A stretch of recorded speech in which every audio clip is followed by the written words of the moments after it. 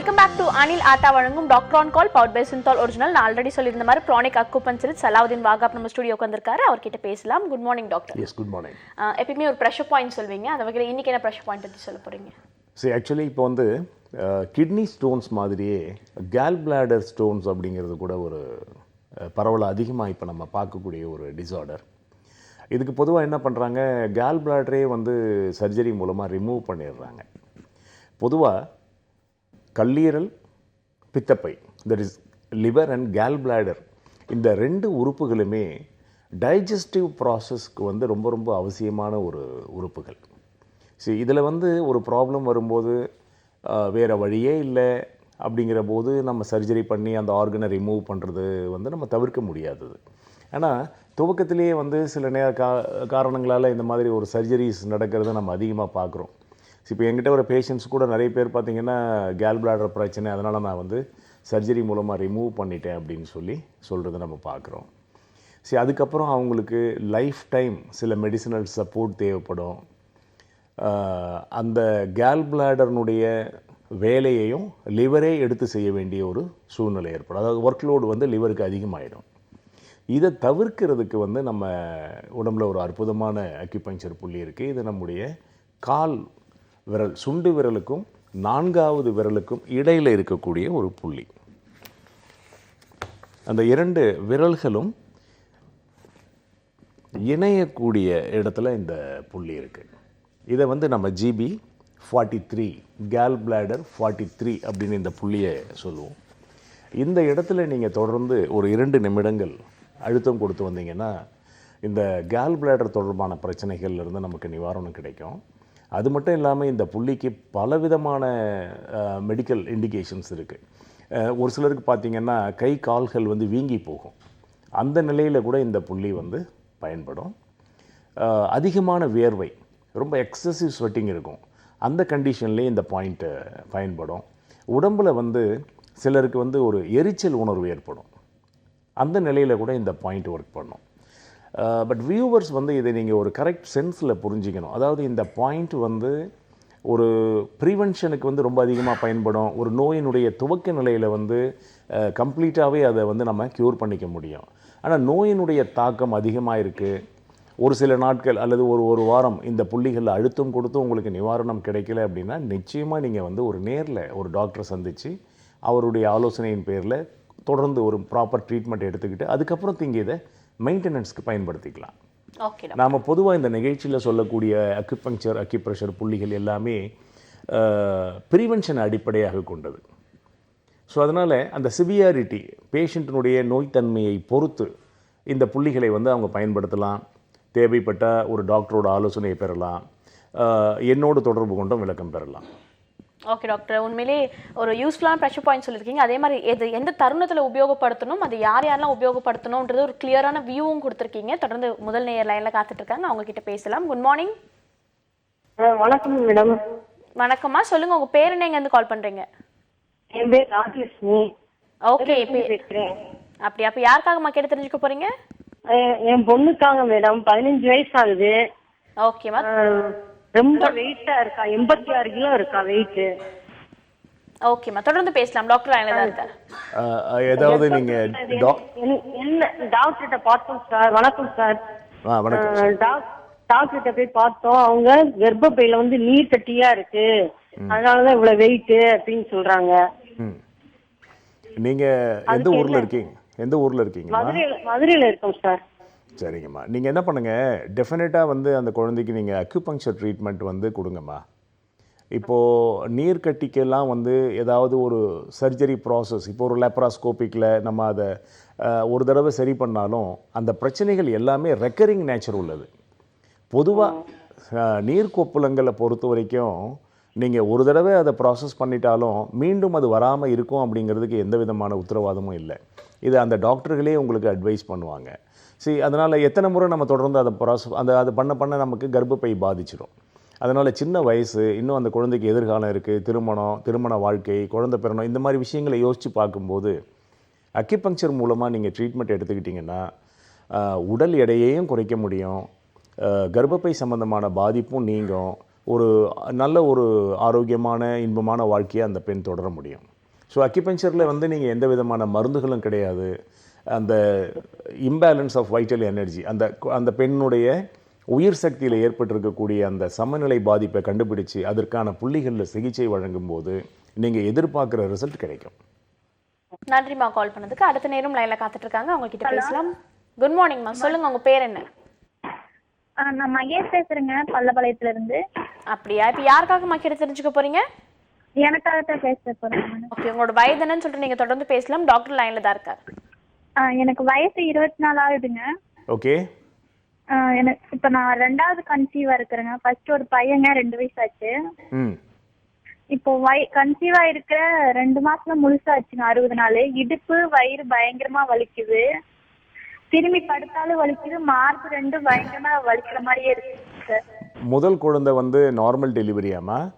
இல்லைங்க, ஆப்ரேஷன் பண்ணி எடுத்ததுதாங்க. சரிங்கம்மா. இப்போ கன்சீவ் ஆனதை கன்ஃபார்ம் பண்ண பின்னால நீங்கள் யாராவது ஒரு கைனிக் டாக்டர்கிட்ட ஃபாலோ பண்ணுறீங்களா, ரிவ்யூஸ் பண்ணிக்கிறீங்களா? இன்னும் போய் பார்க்கலைங்க சார், கன்ஃபார்ம் மட்டும் பண்ணிட்டு வந்தேங்க. கண்டிப்பாக போய் பாருங்கள். நீங்கள் வந்து இப்போ உங்களுக்கு யார் பிரசவம் பார்ப்பாங்களோ, யாரோட உங்களுக்கு ஏற்கனவே காண்டாக்ட் இருக்கோ அந்த டாக்டரை நீங்கள் நேரில் போய் பாருங்கள். ஏன்னா 2 months கன்சீவ் ஆகிருக்கு அப்படிங்கிறது அது கன்செப்ஷன் தானா அப்படிங்கிறத முதல்ல நீங்கள் கன்ஃபார்ம் பண்ணணும். சரி, 2 மாதம் டிலே ஆனதால் கூட அவங்க குழந்தையாக இருக்கலான்னு கூட அவங்க யோசிக்கலாம். வேறு சில காரணங்களால் கூட அவங்களுக்கு மாதவிலக்கு தள்ளி போயிருக்கலாம். ஸோ இதை நீங்கள் கன்ஃபார்ம் பண்ணிவிட்டு அதுக்கப்புறமா தான் நீங்கள் இதுக்கு ஒரு ப்ராப்பர் ட்ரீட்மெண்ட் எடுக்கணும். ஒரு கால் அக்யூபங்க்சர் ட்ரீட்மெண்ட் எடுத்துக்கிறதா இருந்தாலும் கருத்தரித்த முதல் 3 மாதங்களில் சிகிச்சை வழங்கும்போது சில புள்ளிகளில் சிகிச்சை இதை வந்து வழங்குறதை தவிர்க்கணும். ஸோ அதனால் அக்யூபங்க்சர் டாக்டர் நீங்கள் பார்க்குறதா இருந்தாலும் ஒரு நல்ல திறமையான டாக்டரை பார்த்து அவரோட அட்வைஸ் படி நீங்கள் சிகிச்சை எடுத்துக்கலாம். நன்றிமா கால் பண்ணதுக்கு. அடுத்த நேரம் லைன்ல காத்துட்டு இருக்காங்க, அவங்க கிட்ட பேசலாம். Good morning. Good morning madam. வணக்கம் மேடம். வணக்கம் சார், சொல்லுங்க உங்க பேர் என்ன, எங்க இருந்து கால் பண்றீங்க? விருதுநகர்ந்து பேசுறேன் மேடம். பேர் கணேசன். அப்படியா, இப்போ யாருக்காக சார் கேட்டு தெரிஞ்சுக்க போறீங்க? எங்க பாப்பாவை பற்றி பேசுறேங்க. அப்படியா, ஓகே. உங்களோட வயது என்னன்னு சொல்லி கேட்டு நீங்க தொடர்ந்து பேசலாம். சரிங்க மேடம். வயசு 18 மேடம். சரி சார், அவருக்கு ஒரு 3 வருஷத்துக்கு முன்னாடி ஒரு ஃபிக்ஸ் வந்து அதுக்கப்புறம் அந்த நியூரோ ஸ்பெஷலிஸ்ட் காமிச்சு இப்போ 2 வருஷமா மாத்திரை முங்கிட்டு இருக்கேன். சரி. 2 வருஷமா வரல சார். ஊடால ஒரு நைட்டு தூக்கத்துல அவளாவே நான் என்ன டம் டம் சட்டங்கன்னு பார்த்தேன், தூக்கத்துல அவளா வந்துச்சு. இப்போ 2 வருஷத்துக்கு அப்புறம் இப்பதான் சார் வந்துச்சு. வளர்ச்சியெல்லாம் நல்லா இருக்கா? அதெல்லாம் நல்லா எப்பயும் படிக்கிறாங்களா? ஆமாம், காலேஜ் படிக்கிறேன். மாதவிலக்கெல்லாம் ரெகுலராக இருக்கா தெரியுமா?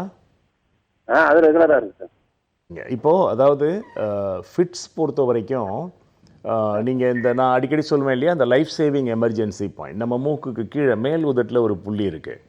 இந்த இடத்துல நீங்கள் ப்ரெஷர் கொடுத்தாலோ அல்லது கால் பாதத்தில் ஒரு புள்ளி சொல்லியிருக்கேன். இந்த 2 புள்ளிகளில் அழுத்தம் கொடுக்கும்போது உங்களுக்கு டெஃபினட்டாக வந்து ஃபிட்ஸ் வர்றது கண்ட்ரோல் ஆகிடும். ஒரு சிலருக்கு ஃபிட்ஸ் வரும் அப்படிங்கிற அந்த உணர்வு இருக்கும்போது அழுத்தினாலே கண்ட்ரோல் ஆகிடும். அல்லது திடீர்னு மயங்கிட்டாங்க இல்லை ஃபிட்ஸ் வந்துடுச்சு அப்படின்னும் போது கேர்டேக்கர்ஸ் கூட இருக்கிறவங்க இந்த புள்ளியில் அழுத்தம் கொடுத்து ஒரு நிவாரணம் கொடுக்க முடியும். 2வது 18 வயசு அப்புறம் எதிர்காலத்தில் வந்து ஒரு திருமணம் செய்யணும், அந்த பெண்ணுக்கு வந்து தாம்பத்திய வாழ்க்கை, குழந்தை, இந்த மாதிரி விஷயங்களை யோசிக்கும்போது இந்த சூழ்நிலையில் வந்து நீங்கள் ஒரு ப்ராப்பர் டயக்னோஸ் பண்ணி அந்த பெண்ணுக்கு ட்ரீட்மெண்ட் கொடுக்கறது தான் வந்து நல்லது. அதனால் என்ன பண்ணுங்கள், ஃபிட்ஸ் வரும்போது இந்த புள்ளியை இப்போ நீங்கள் தற்காலிகமாக பயன்படுத்திக்கலாம். ஒரு ப்ராப்பர் டயக்னோஸ் பண்ணி ஒரு ட்ரீட்மெண்ட் எடுத்துக்கிட்டிங்கன்னா எதிர்காலத்துலேயும் பிரச்சனை வராமல் தவிர்க்க முடியும். ஸோ அவங்களுக்கு வந்து ஒரு ப்ராப்பர் ட்ரீட்மெண்ட் தேவை. சார் கனவுல தான் சார் தூக்கத்திலே வந்து ஆனால் இது வரைக்கும் அப்போ வந்து 2 வருஷமாச்சு. அதனால தான் சொல்கிறேன். இப்போது 2 வருஷத்துக்கு முன்னே ஒரு தடவை அதுக்கு எதுவும் மாத்திரை சாப்பிட்டு வராங்களா வலிப்புக்காக? ஆமாம், ரெகுலராக சாப்பிட்றேன் சார். காலை நைட்டு சாப்பிட்றேன்.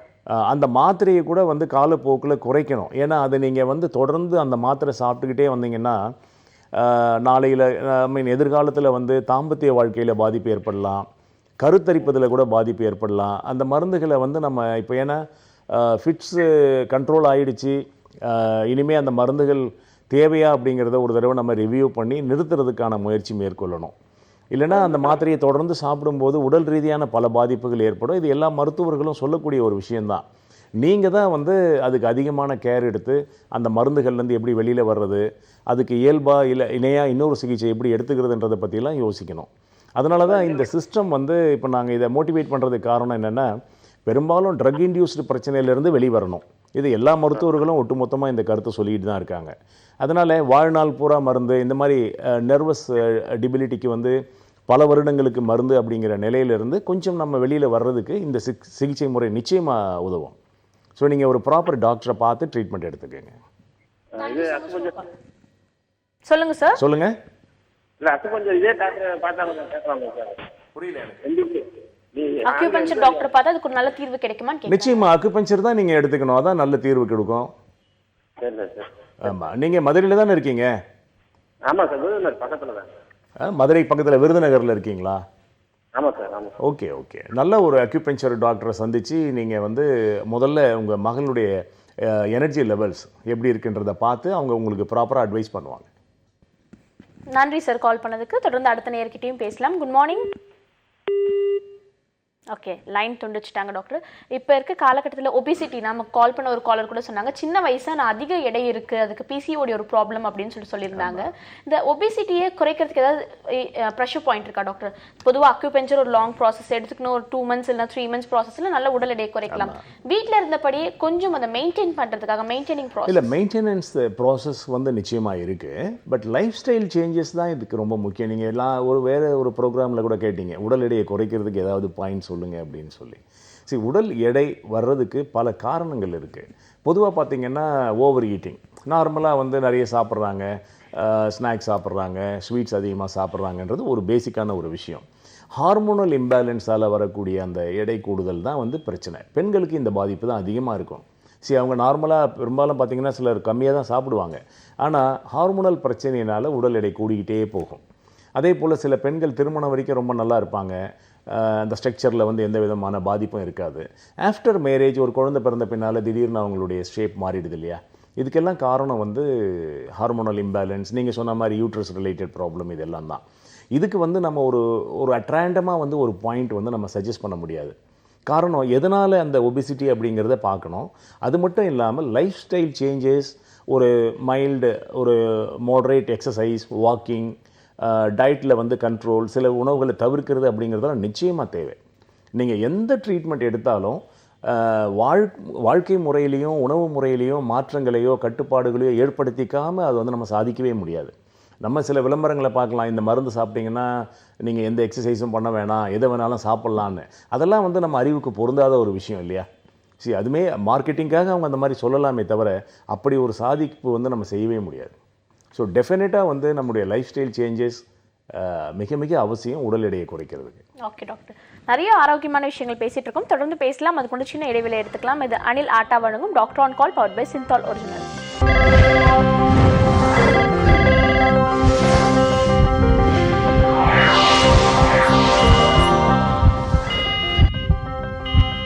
Welcome back to Anil Atta வழங்கும் doctor on call, powered by Cinthol original. Salahuddin Wahab sir வந்திருக்காரு, ப்ரானிக் அக்குபஞ்சரிஸ்ட். பல ஆரோக்கியமான விஷயங்களை தொடர்ந்து பேசிட்டு இருக்கோம். தொடர்ந்து இன்னொரு நேரம் லைன்ல காத்துட்டு இருக்காங்க, அவங்க கிட்ட பேசலாம். Good morning.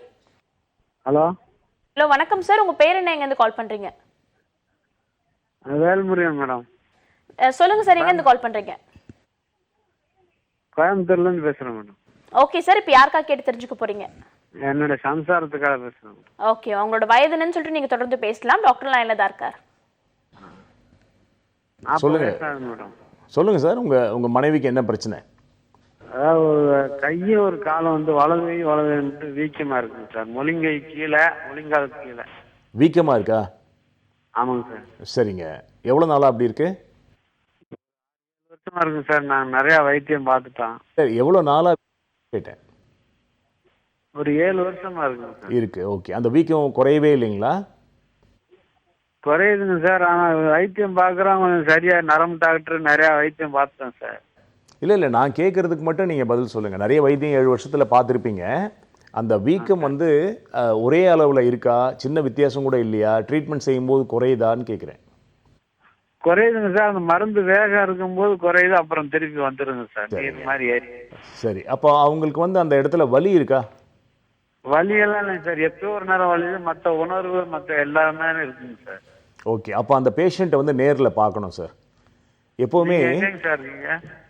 நான் சென்னையில் இருக்கேன். சென்னையிலையும் செங்கல்பட்டுலேயும் தான் எனக்கு கிளினிக்ஸ் இருக்குது. நீங்கள் வந்து எந்த ஊர்லேருந்து பேசுகிறீங்க? கோயம்புத்தூர்ல இருந்து பேசுகிறேன். Okay okay. ஓகே, கோயம்புத்தூர்னா ரொம்ப தூரம், அது நீங்கள் அங்கேயே கூட ஒரு நல்ல டாக்டரை பாருங்கள். பட் இந்த பிரச்சனைக்கு அக்குபங்க்சர் ஹெல்ப் பண்ணும். ஆனால் அந்த காரணத்தை வந்து நம்ம ஐடென்டிஃபை பண்ணணும்னா பேஷண்ட்டை பார்க்கணும்.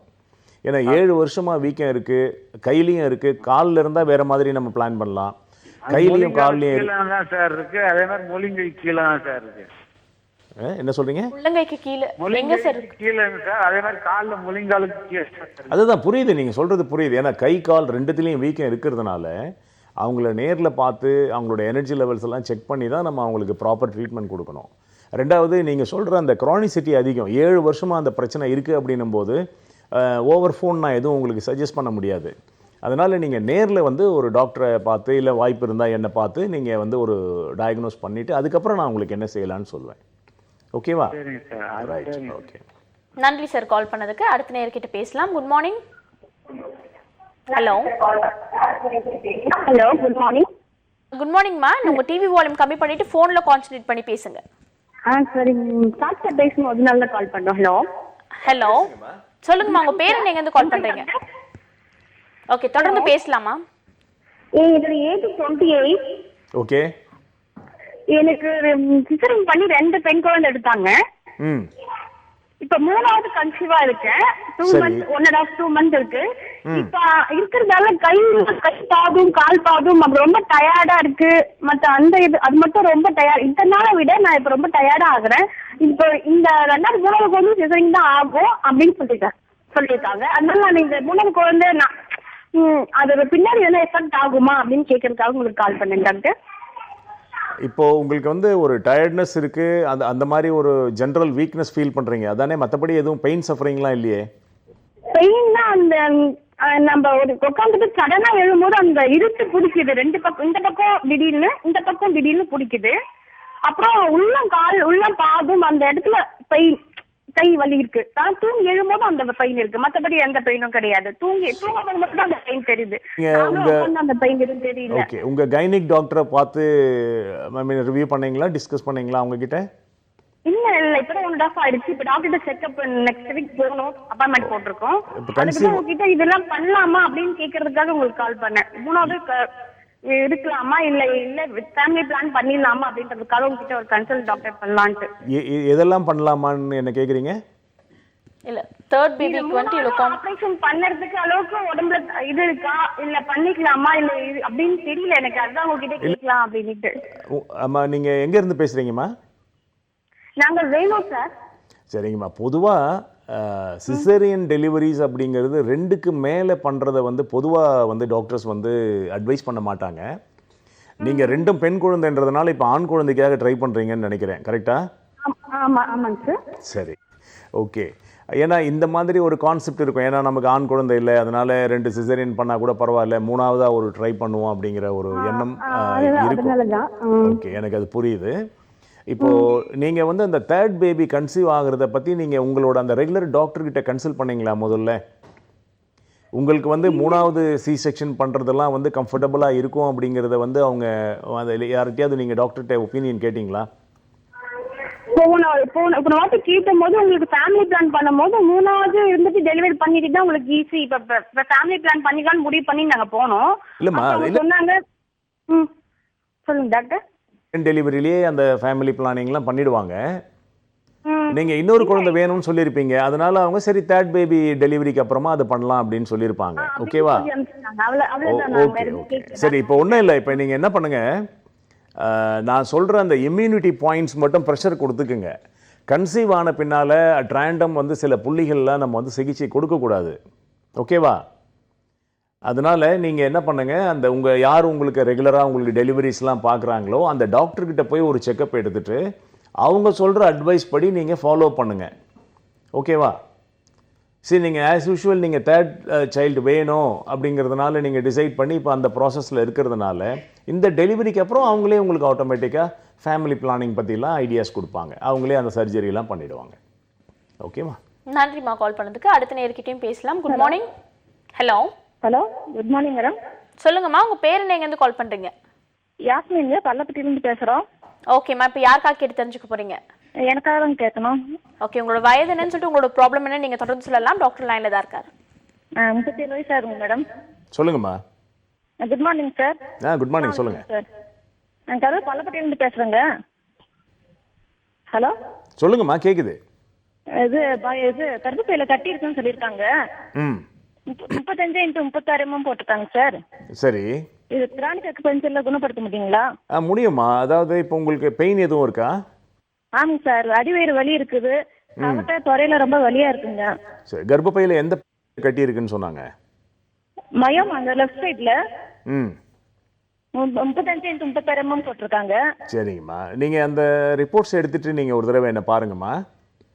சரிங்க நான் உங்களோட எனர்ஜி லெவல்ஸையும் பார்த்துட்டு எப்படி பண்ணலாம், எவ்வளோ நாளைக்கு ட்ரீட்மெண்ட் தேவைப்படும் அப்படின்னு சொல்கிறேன். நார்மலாக இந்த மாதிரி இப்போ போலிசிஸ்டிக் ஓவரிஸ், யூட்ரஸ் ஃபைப்ராய்ட்ஸ், இந்த மாதிரி பிரச்சனைகளுக்கெல்லாம் நீங்கள் அக்குபஞ்சர் ட்ரீட்மெண்ட் எடுத்துக்கலாம். ஏன்னா எடுத்த உடனே ஒரு சர்ஜரி, சில நேரங்களில் கர்ப்பப்பையே நம்ம ஆப்ரேஷன் மூலமாக எடுக்கிற மாதிரி கண்டிஷனை அவாய்ட் பண்ணுறதுக்கு அக்குபஞ்சர் ஒரு சிறப்பான வழி. டெஃபினட்டாக வந்து நீங்கள் இந்த மாதிரி ட்ரீட்மெண்ட் பண்ணிவிட்டு, ஒரு பேச்சுக்காக சொல்கிறேன், ஒரு கால் இதில் பலன் கிடைக்கலன்னா வேணா நீங்கள் சர்ஜரி பண்ணிக்கலாம். ஓகேவா?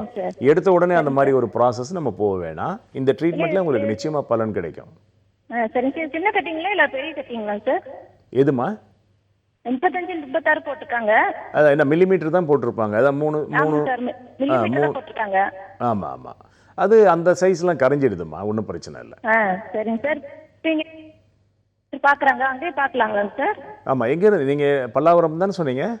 இல்லைங்க சார், பள்ளப்பட்டி, கரூர் பள்ளப்பட்டிங்க. ஓ, கரூர் பள்ளப்பட்டியா? ஓகே ஓகே, சாரி, நான் இங்கே லோக்கலில் நியர்பை இருக்கிறீங்கன்னு நினச்சேன். இல்லைங்க சார், இங்கே. ஓகே ஓகே, பட் ஆனால் உங்களுக்கு இந்த ட்ரீட்மெண்ட் வந்து பியூட்டிஃபுல் ட்ரீட்மெண்ட்மா. யூட்ரஸ் ரிலேட்டடாக எந்த பிரச்சனை இருந்தாலுமே நீங்கள் அக்குபஞ்சர் ட்ரீட்மெண்ட் எடுத்துக்கலாம். இந்த ஒயிட் டிஸ்சார்ஜஸ் மாதிரி பிரச்சனைகள்லாம் பார்த்தீங்கன்னா ஃபியூ டேஸில் கண்ட்ரோல் ஆகும். அந்த அளவுக்கு இது ஒரு பவர்ஃபுல் சிஸ்டம். ஓகேவா? எவ்வளோ நாளைக்கு பார்க்கணும் சார்? அதை முதல்ல உங்களோட கண்டிஷனை பார்க்கணும், உங்களோட பாதிப்பு எந்த அளவுக்கு இருக்குது அப்படிங்கிறத பார்க்கணும். ஒரு பேசிக்காக வந்து ஒரு 2 weeks ரெகுலர் ட்ரீட்மெண்ட் தேவைப்படும். அதுக்கப்புறம் ஃபாலோ பண்ண வேண்டியிருக்கும்மா. சரிங்க sir. Thank you so much for காலிங்மா. டாக்டர், இந்த அரை மணி நேரம் ஃபுல்லாக நிறைய ஆரோக்கியம் சார்ந்த விஷயங்களை டிஸ்கஸ் பண்ணணும். கண்டிப்பாக பார்த்துட்டு இருந்த நேயர்கள் எல்லாருக்குமே ரொம்ப உபயோகரமாக இருந்திருக்கும்னு நினைக்கிறேன். Thank you so much for coming doctor. தேங்க்யூம்மா. இந்த 1 மணி நேரம் ஃபுல்லாக நேரலையில் பல ஆரோக்கியமான விஷயங்களை நீங்கள் கேட்டு தெரிஞ்சுட்டு இருந்திருப்பீங்க. இதை தொடர்ந்து அடுத்த அரை மணி நேரம் டாக்டர் நவீன் பாலாஜி பல ஆரோக்கியமான விஷயங்கள் நம்ம கிட்ட பகிர்ந்துட்டு போகிறாரு. தொடர்ந்து பாருங்கள்.